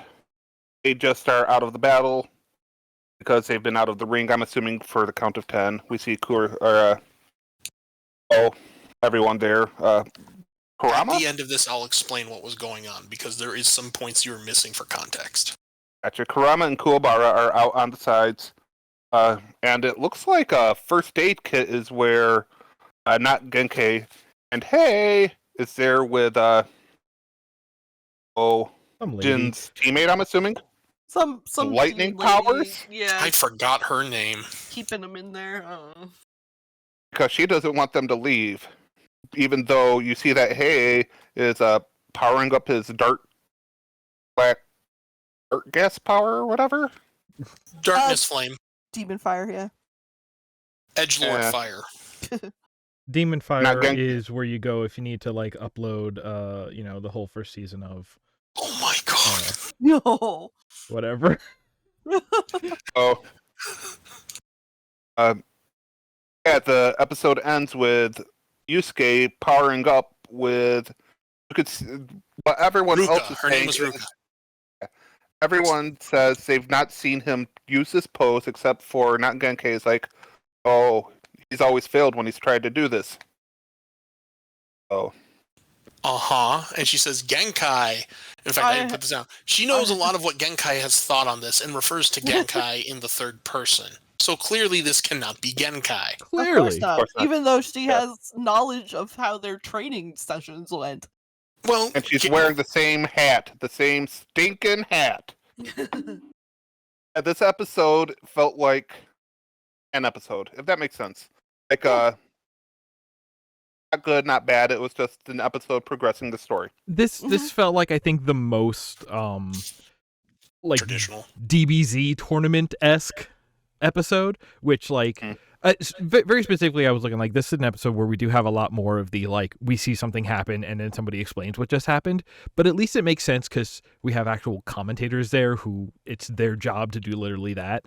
But even with like Hiei and not Genkai over in the corner, like they're doing the same thing. So it's like this one actually felt slower than every other episode we watched, I thought. I would agree with that. Honestly, I forget, but like I think part of why the Dark Tournament arc is so like strongly remembered part of this show, I think it's because like it does go on for a while. Like so like the second episode we watched was the end of another tournament arc that happened earlier, but like even just watching that one, like for a final battle, it moved along in a far clip, and this is like this was a fight that was just kind of a fight. But like, yeah, like he did that whirlwind arm thing like 3 times and then did it with 2 arms. And it's like, yeah, okay, it's a different clash happening every time, but like the tournament arc kind of feels like it drags sometimes. And I can see that. I remember watching it by DVD, so I kind of had as it was coming out in the US for the first time. So I remember it not feeling as long, and even now it's like I'll go back and rewatch it, and it feels long, having that ability now to stream it and just say, it is this many episodes. I have only confirmed it was chapters 52 through 112 of the okay, here we go. Episodes 26 through 66 of the anime. So just a 40 episode tournament. That's a lot. That's a lot. It is a lot. It is a lot, but again, when you watch it, even watching it consecutively, it still feels long, but I don't think it feels 40 episodes long. Because it moves, it constantly moves. Here we are seeing like a slice of it. We are seeing a piece removed out of context. There are so many characters introduced in it too, and they all have like pretty respectable like design. Depth to them. Yeah, design and depth and variant, and like it does kind of, spoiler alert, it kind of just does come back down to the Toguro brothers again. But like like the amount of characters that we get into, they're each like there's a really weird thing. Like the Dark Tournament is less an arc onto itself and more of a framing for a couple of sub arcs dealing with these different teams that they go up against. Very true. Like it's almost like like in Naruto or something, when it's just like, yeah, no, we have our different like rival ninja teams and we're going to deal with each one for a couple of episodes and then just sort of meet all of them in turn. Like it's almost more like that, but I think it is because it is the tournament, and because that means it locks it down into this arena, and the team and the commentators and like the same surrounding characters. Like 40 episodes, like there is good stuff going on during it, like good and memorable, but there is enough that is staying static for that duration that like it's yes and no. I will also say it does something that is rarely done right in shonen, which is a gradual escalation of opponent to opponent. Yes, every opponent is more difficult than the previous one, but it's not like they're world-ending opponents, because you still have Toguro, who essentially is the bar of how far you can go. Yeah. And it's not until you see that final fight where you realize just how high that bar was and how really minuscule by comparison these other threats have been, while still being big threats. So again, it's a matter of seeing it out of context. I do think kind of hurts it in that regard, but I also think it's still probably the best tournament arc, period. Yeah, well, I was about to say, like, if you wanted to ask me about, like, if you just say tournament arcs, what's the first one you think of? I would probably either go with like the Cell games or the Dark Tournament, and I think those are like your top two ones. And if you had to make me choose, yeah, I'd probably go with Dark Tournament, just because, again, I think the collection of characters is more interesting. I had to struggle when you said tournament arc. Okay, other than Dark Tournament, what can I think of? I mean, there was My Hero Academia, but it has a couple of tournament arcs. Mm-hmm. But it has one that's not terrible earlier on. Doesn't Dragon Ball have a tournament arc? Dragon Ball has several, but I couldn't think of it until you said Cell games. Like, right, there was the Cell games. Yeah, there was. And I guess what about the Universe arc or whatever? Well, and I did think of the Universal Tournament before Cell games, but I was trying to think, other than very new shows, like what are the classic tournament arcs? And I couldn't think of them, because the Dark Tournament, from my perspective and my experience, has defined a tournament arc. Like, this is what a tournament arc should be. Maybe not necessarily 40 episodes long, because that is a lot. It's a lot. I'm not going to argue that by any point. But they are a good, smooth, flowing 40 episodes. Okay, this is a little bit of inside baseball. Sorry, Bob. Are Audible in this category? Do we consider that a tournament arc? It is the longest tournament arc from start to finish. Okay. Audible writes down Audible. Yeah, yes, where you can listen to fine anime. Use promo code Weebs 6969. Swear to God, if we ever get a sponsorship, hey sponsors, we're cool. Yes, that's our code now. I'm trying to think. I want to say that there's like a direct correlation between series having tournament arcs and series appearing in like Jump Weekly. Oh, absolutely. And well, yeah, it's all the shonen series. Right, but that's exactly the thing. Like, there's something about shonen animes. Well, and I guess if you want to kind of go with it, like if you want to look at the history of shonen anime, not that long ago we watched Ashita no Joe, or Burning Joe, which like it kind of comes out of history of literally sports anime and boxing anime. So like when you look at that, it's like, oh yeah, no, like tournaments, anything that does with competition, and some of these are they're kind of fighting shows is one way to put them. And if you look at fighting as a form of sport, then like, yeah, a tournament is an arena for martial arts competition. Yeah, right, exactly. So you're telling me that young men between the ages of, we'll say, 10 and 17 might enjoy something about exercising a rebellious need to fight against any kind of oppressive force? Well, but there's other ways to take it, though, right? Like, oh, I know. I'm just drawing the correlation. Yeah, I know, and like totally. But then also, like, look at how many they've been fed. So is it that they're all looking for this, or is that like the only kind of series that they've had for a long time? So of course that's all they know. I mean, to be fair, on Shonen Jump's part, they know what they want. more or Yeah. less. And that's whatever's going to sell. Because Shonen Jump, not to go too deep in the weebs on this one, Shonen Jump will cut a series if it's not getting the readership response that they considered necessary. Yeah. So regardless if a series is good or not, if it's not getting those eyeballs, and Yu Yu Hakusho clearly did, I can't imagine Dragon Ball did, as long as it was in there, or things like One Piece, where there's an action adventure keel, yeah, they're going to definitely get that. So I have to say it has to be definitely what sells. Because Well, at this point, I almost wonder like if it sells because it's almost expected at this point, or yeah, like it's almost like sort of like the shonen series and the tournament arc kind of go hand in hand, I think. And it's just like, okay, we don't know what else to do. All right, we're having a tournament arc, and nobody complains at that point. And if you do something interesting in it, then you get your readership, your interest, whatever. It's like nobody's going to balk because it's like, oh, it's a shonen series. Oh, they're doing a tournament arc. Yeah, of course they are. You know, I think it sells because of both. I think at one point it was what was interesting, and then it just became what's expected. So it lived long enough to see itself become the villain. I'm trying to think of tournament arcs and things that I've read or watched, and I'm not coming up with much because I didn't really read or watch series that had tournament arcs in them.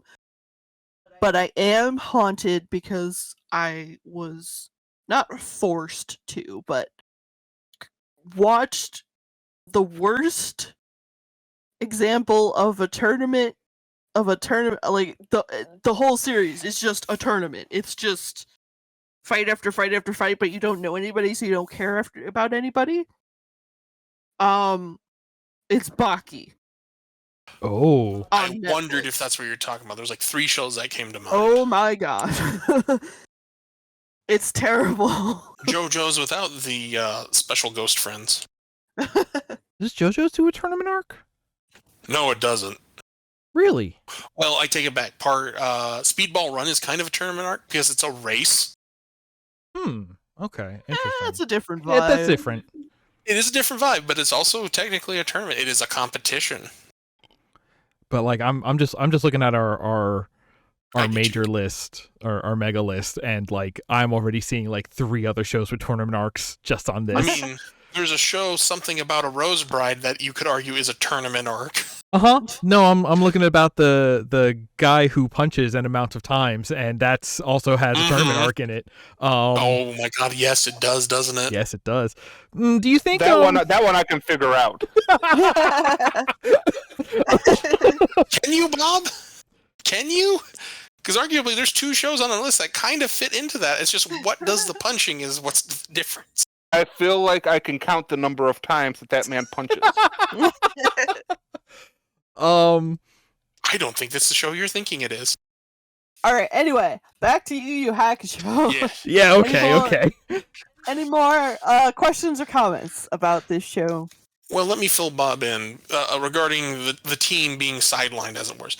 So, as you saw, Kuwabara wasn't in a good state. Even our recap kind of covered that. Kuwabara's pretty messed up, and Kurama took 2 fights and got messed up in the 3rd one because he pulled a real Hail Mary kind of play there. He put a killer plant in him. He suicided himself. Yeah, he kamikazed real hard and lived. His power is demon plants, by the way. Yeah, he is. It's very cool. I see that during the intro. Yeah, he is Rogue Whip Boy, so good. He's really good. Also, I got a fun fact about Kurama when we get to like thoughts and afterwards. But so Kuwabara is still technically being considered for a fight because that whole hospital tent was a scam by the guy that's the sponsor for the ninja team they're fighting in this episode. And his shtick is, I'll manipulate the rules because for some reason all of our other guys, our other fellow crime lords, are dying after their team loses. I don't know how that's happening. He's not the one doing it though. Eyes look at Sakio. And so his shtick, every one of them kind of, well, I won't say every one of them has a shtick, but they all have a minor amount of a personality. this guy is like, I'll manipulate the rules because fuck the rules. Kaiba, is that you? And he said, well, we're going to have a medical tent go to the field to inspect the team. And in the previous fight, Kurama and Hiei hadn't been with the team for reasons. But not Genkai and Kuwabara were, and Kuwabara got messed up. But the medical, the nurse, Ruka, is on the guy's payroll. She's a demon. Her specialty is bounded fields, essentially.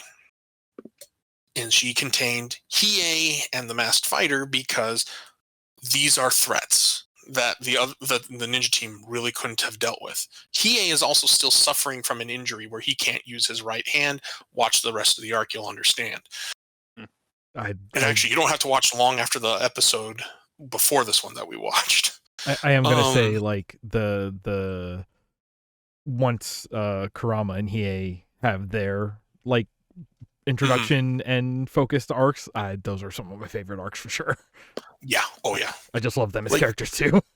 I will say this too: the Dark Tournament runs miles for giving like Hiei and Kurama room to breathe and develop without making them necessarily focuses. But you will see. I think you get the most development out of Kurama out of all of them in this one because you get his history. Kurama and Hiei were my first ship. Funny you say that because that's tied to the fact I'm going to bring up later. There might be a narrative reason for that never came to be, but not the one Bob might think. But anyway, so Ruka's there to take out good fighters and leave crap behind. Well, she couldn't get Kurama because he was kind of okay, and or okay enough not to be cornered. And Kuwabara is beat the F up. So it's really just Yusuke and Kurama fighting 5. That's everything there. But as we saw in this episode, oops, maybe that bounded field is actually helping Hiei, which was absolutely not on track. So this tournament is not as so much a tournament as just a name for blood sport. And this whole arc does that one thing that other arcs don't do. Lives are literally on the line. Death is the consequence. And for Yusuke and his friends, or his team, it's not just their deaths, but as Toguro put it in the previous episode we watched, everyone you love will die. So that's kind of why I wanted to show this one. It's just to say, look how dark and demented this tournament really is, because they will do the opponents will do whatever they need to win. There is no holds barred. And additionally, I wanted to show this because Yusuke, unlike when he fought, I don't know, that Rando guy, also does some thinking in his tactics. He puts some real thought and effort into it, even to the point of, well, I'll go down, but at least I'll take you with me. And also we have an antagonist here who's not a bad guy. He's just there because he's with the other team and Yusuke's team's in the way. Yeah, I really like the way that Jin is like if they didn't meet first in the tournament arc, like he's like, oh, these two would get along because they would have kind of like that Kuwabara kind of relationship of just like, oh, they get along because they love fighting each other and they're a fun fight for each other. They are brothers separated at birth. Yeah. Kindred spirits. But and that's why I like it, because again, this arc shows it's not just, oh, you're my enemy, but later you'll be my friend. Once you see how powerful I am, it's, oh man, why do I gotta fight you? Can't we just get a beer? Okay, I guess I gotta punch you now. And it shows, just how, for as powerful as Yusuke is to this point, yeah, there's a huge wrinkle. No one considered flight as an option. And looks at the book. Yeah, none of the people on this team have flight as an option. So we're kind of out of luck. What do we do? So this, I just figured was going to be good, and like I said, I thought this was going to have the resolution of the Spirit Wave, just to kind of give you an idea of like, just to the limit Yusuke is willing to go. So I don't know really how to use this, but I ain't got nothing else. Also, by this point, he's developed his spirit gun. He can fire 5 shots in a day, 1 for each finger, essentially, is how they illustrate it. Because you'll see, it will, I believe if I remember correctly, the episode where he shows he can do 5 in one day. He fires 1, and then it's the pinky that doesn't have a round in it, essentially, so it's almost like a magazine unloading, which I thought was just a really good design choice. Can we wrap around and talk about Botan some more? Yes. She is the best girl. Flies on a spoon. Okay, this show has some great, like, cuties design between her and, we don't even see it, but there is another commentator for the Dark Tournament, and, like, those two commentators, between those two commentators and Botan, like, there is something about this show that was, I don't know, probably started a lot of crushes. But very specifically with Botan did something that a couple of shows of this era did, where, like, they're almost treated as, like, fashion models, you know? Oh, right, they're idols. Yeah. Kind of. Because, what is it? So Botan has her, like, Grim Reaper uniform, which I'm going to go ahead and assume that is, like, the kind of formal wear that you would bury somebody in. Yes. Also, I was hang on, actually. Let me look something up real quick while you talk. But, like, we also see she wears the schoolgirl uniform to blend in at Yusuke's school. She wears, like, a wind... Talk about the biker chic. Yeah, like, there's a windbreaker look that she wears. There's what she's wearing in the Dark Tournament when she's sitting on the side. And then in the next on for that last episode... Or one of the episodes where they're going into a new something, she's, like, full on, like, leather biker and baseball bat look going on. It's just like, okay, so she's got some looks. Like, this is a show where and because the thing is, I've noticed this as I've been rewatching Sailor Moon specifically, but, like, there are cases of characters in a show being used again, kind of like to play with, like, modern fashion. And Kuwabara, you always see him in the blue. Yusuke, he's either in the green or he's in that, like, rolled up sleeve look. Everybody else pretty much has, you know, like, a sort of, like, uniform, like a cartoon character. And then here's Botan, who just has style, different style every scene or whatever. And it's just like, Botan has a wardrobe. Yeah. Botan, you got to ask who she's wearing today, you know? And I think that I think there's something that adds, like, the characters that were treated that way. I want to say, like, there is a certain level of, like, chic that they get. Like, the character that you did that with was also a character who, again, would get, like, you know, anime mag centerfolds. Mm-hmm. Or even posted right before we started recording, we were looking at some of the promo art of the boys, and that's exactly the thing that we're getting there. Like, they're in some very, like, not their standard outfits, but, like, some more modern attire that we're looking at and just being like, oh, okay, we had this moment of making them being fashion icons. Or you got other art, like I just posted, that doesn't look like a very familiar cover to a very well-known X-Men arc. Oh, yeah, like, the artists drawing their characters in, like, various 90s fashion was very big. Gundam Wing did the same thing for their main pilots. Yes. And I am convinced that every successful shonen-esque anime worth a salt in that era did that little look at my characters, though. It's to show a breadth of art and style, but also show, like, this is what fashion looks like. Every artist was auditioning to be a fashion designer in a sense, because it always looked good. There was never one that felt out of place. They all just matched the characters perfectly. Well, so there's also the element of I mean, you remember the argument for Wing that was a Gundam for girls. I actually never heard that argument. Yeah, so I don't know if it's just apocryphal or extremely apocryphal, but the idea that like if you look at everything from the design of the robots to the like just amount of like fashion illustrations of our 5-boy main character harem, you could call it. Like there's a thing like that show that Gundam series in particular was like trying to cater to more of a shoujo audience than a shonen audience. I can kind of see it.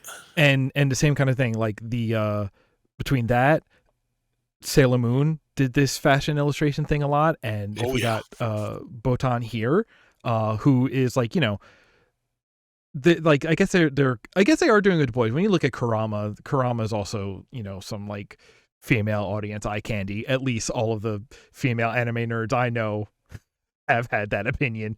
It's after you're done, I need to know because I will dive into the Kurama in the room. Okay. But like I think that there is an element that like there is some sort of correlation between like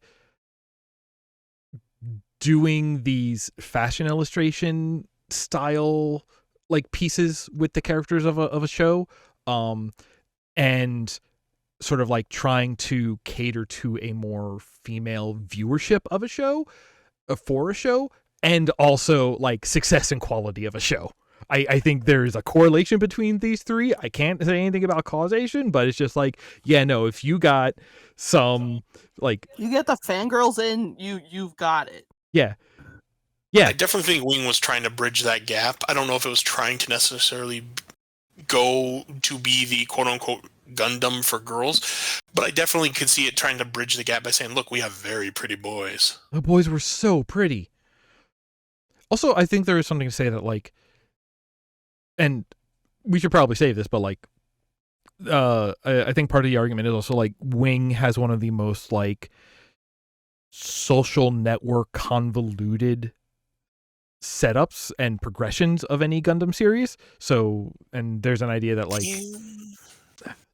again, it goes into a nature versus nurture argument, but the idea that girls have, you know, are sort of like better trained in social dynamics in a way that saying like, oh yeah, no, there's a lot of organizations in this one and people are constantly changing sides means that it is like a drama for girls. I'm kind of stretching, but I think there is arguments that have been made along those lines. I can say I never considered it from that angle before because, like I said, I never heard that argument. But I mean, I guess I can kind of see it. Well, I mean, especially when you consider versus and boys like the tournaments where you punch each other. You know, true. To be fair, true. G Gundam is for boys and Gundam Wing is for girls. Like there is a take there. Yeah, I mean, okay, yeah. So regarding Kurama, Joe, talking about your ship, what if I told you, and I've been looking this up, what if I told you that was supposed to be the way of things to a degree, but not the way you have it presented? Heterosexual life partners? Because that's how I You're ship getting them. closer. Kurama wasn't supposed to be a guy initially. Oh, that'd be cool. Yeah, he was originally designed to be a female character. I don't know if the name was supposed to be changed, but apparently in designing it, and I've been trying to look up the cause of the change, or if there was a reason behind it, but apparently there was either some kind of concern it wouldn't be received well, or the girl would stand out in the fighting group in a 90s setting of fighting in a shonen series. I don't know. I really think that's a terrible excuse, personally. But for whatever reason, Kurama became Kurama because of a decision, but originally was supposed to be Hiei's love interest. Cool. Interesting.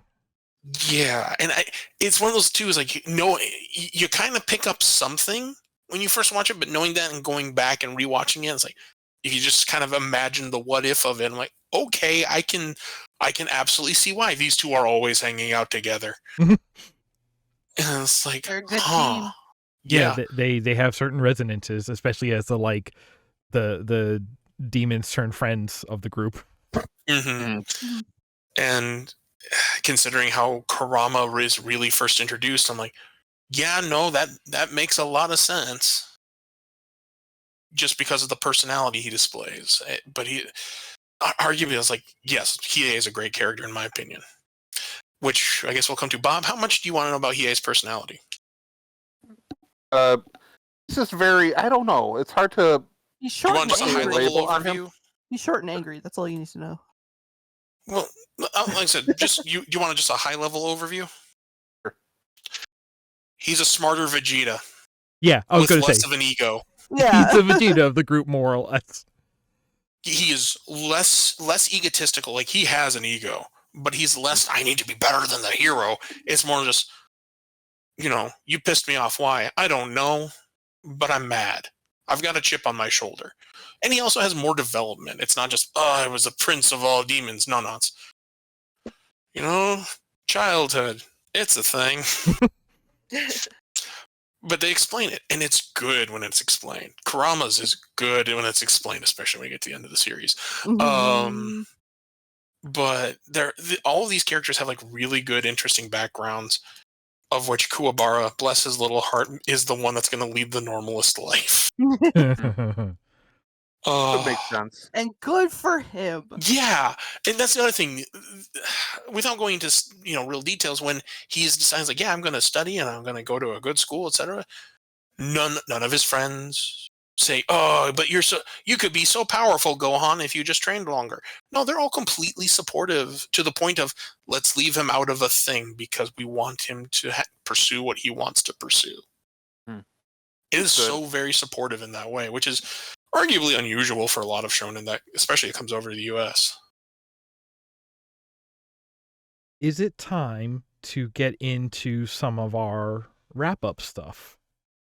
Yes, Bob informed us that there was no Cowboy Bebop rewatch for another week, and that's fine. Life is what it is. Well, I know. I kind of wish we do these like once every like 3 months, so I have time to rewatch the entire series I that mean, we watch. I get you, and believe me, there's a part of me that kind of wishes that too. But these episodes would be a little long if that were the case. Oh no! I just mean that like after we record, now I can go and rewatch the entire Yu Yu Hakusho series yeah, I want to do that. and then watch whatever's left for Listen. the next episode. We are, after we finish the whole series get together and chat episode, that's going to be the Patreon exclusive feed. There you go. But no, even before that, we haven't yet wrapped around to the intro for this song. Where does it fall on our list? Where does it fall on my list? Well, let's hear everyone's thoughts on it before we go to where it falls on the list. And let me make sure, because the file I originally created didn't save properly, so I had to destroy it and get a new one. Uh-oh. So if I remember correctly, it went Bebop, Trigun, Agretzko, Arcane. Is that correct? Correct. Okay. Yeah. Bob, let's hear your thoughts first, since this is completely new to you. This music seemed like a product of its era. That's a good way. Now to let put me it. explain. Yeah. It's very synth. It's very 80s. It's very early 90s. It's catchy. Very catchy. Mhm. It's not Bebop level. No, I wouldn't say it was. Nick, Joe? Oh, I'm sorry. Go ahead, Bob. I'm sorry. I thought you were done. I was just gonna say, comparing it to Trigun, I think I'll put it a little bit above Trigun. Barely, though. I would say they're almost tied. Really interesting. Okay. Yes. I love this. The opening and closing. I love them as songs. I think they are remarkably like unfitting to what the show then is. But these songs sound like they're on the soundtrack to some of the best Dreamcast games you've ever heard. I I can see like, that. it's got like that blue sky vibe, and I absolutely love that in general. But yeah, like I think there's an essence of like, whether you look at this as the ghost detective show that it is for about 14 episodes or whatever, or if you look at it as the tournament arc and also other demon detective show that this show is. Like, I don't think it fits that very well, and so I would knock it down a little bit. But I don't know. For me, this stays like I would put it right below Trigun right now. Like, Trigun takes the win because it is more fitting to the rest of the show. Gotcha. But like, I think it stays high. I think it stays high, like top 10, just because it is good, so good on its own. Joe? I'm kind of meh on it. It's not really the kind of music I'm into, and I don't think it fits the tone of the show very well. So it would probably be lower on my list. What about you, Chuck? So here I'm going to pretend to be a music review guy. I don't think this is a banger. I think it's a bop. It is definitely different from everything else we've had. That's actually exactly what I said. It's not a banger. It's a bop, though.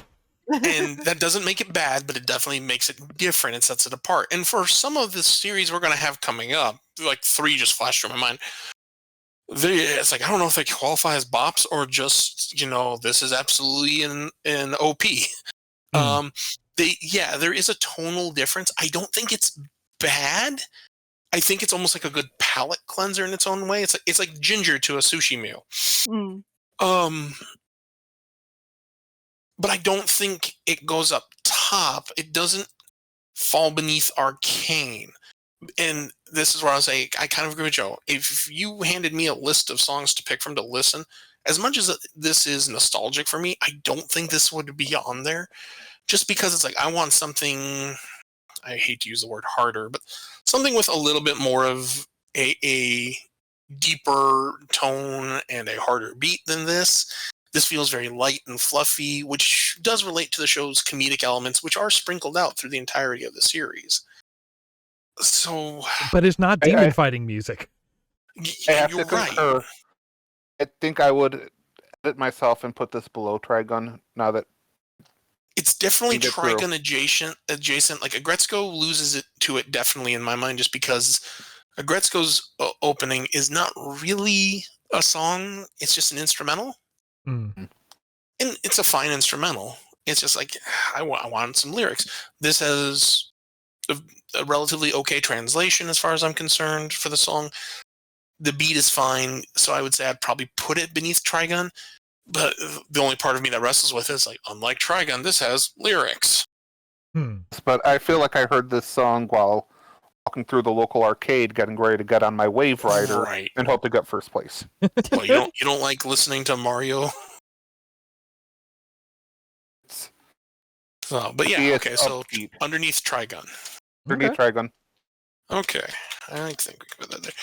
Because yeah, it's definitely a bop, not a banger, but it's not bad for it.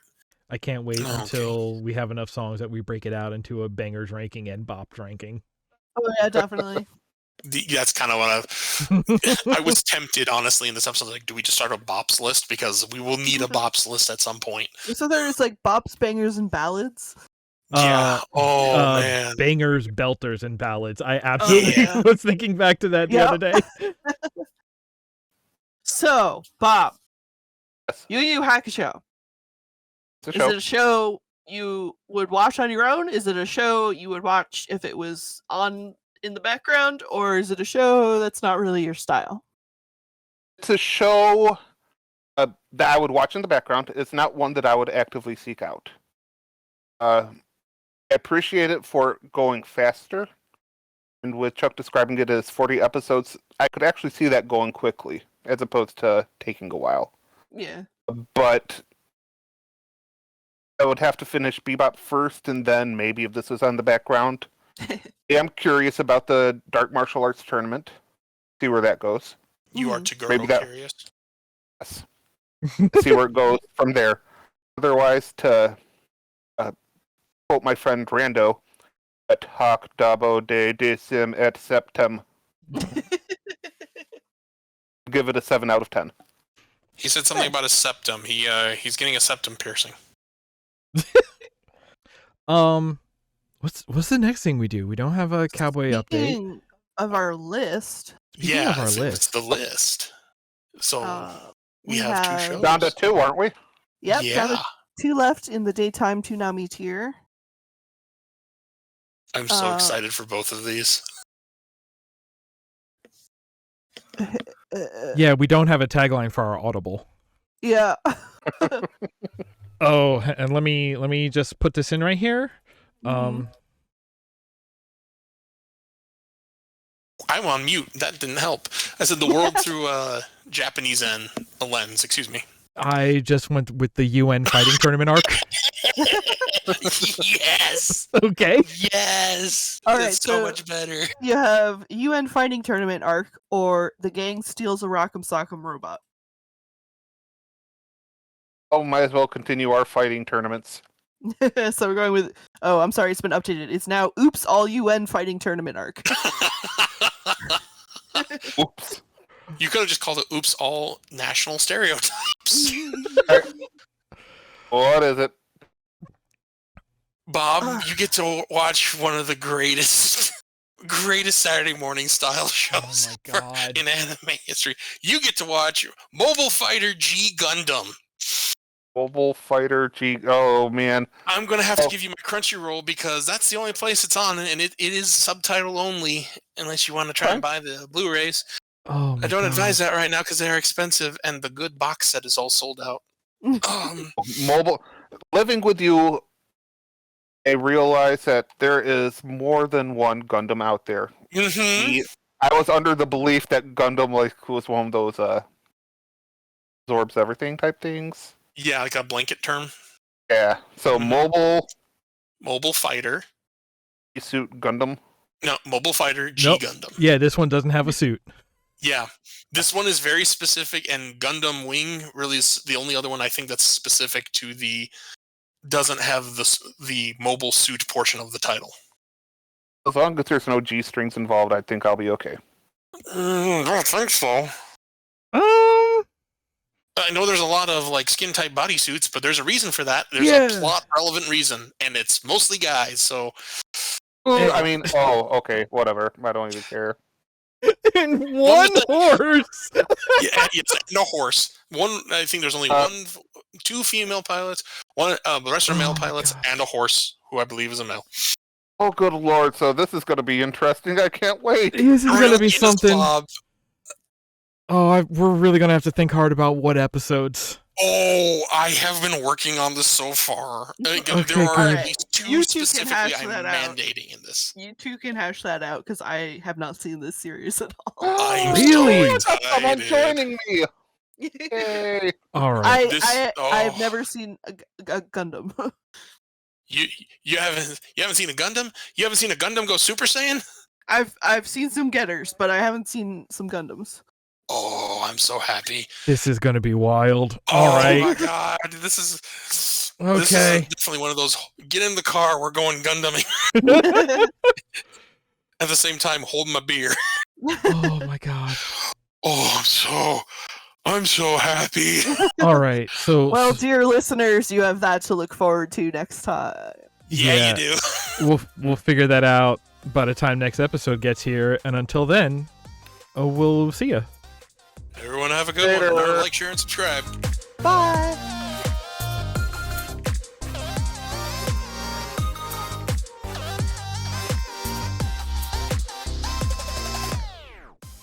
Deep in the Weebs is a show by Chuck, Nick, Joe, and Bob. Our theme music is Kawaii Friends by CKadi3. You can find our show on YouTube, or subscribe to the audio-only version on iTunes or wherever podcasts are served.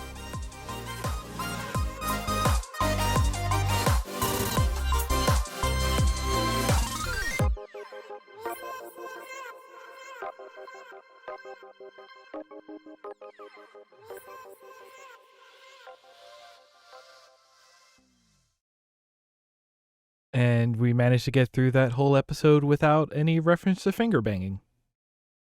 Listen, after the last time, I made it a very, very concerted effort. Like, don't make the South Park joke. Don't make the South Park joke. It was funny the first time, but really it was, in retrospect, probably a terrible idea on my part, and I apologize for that.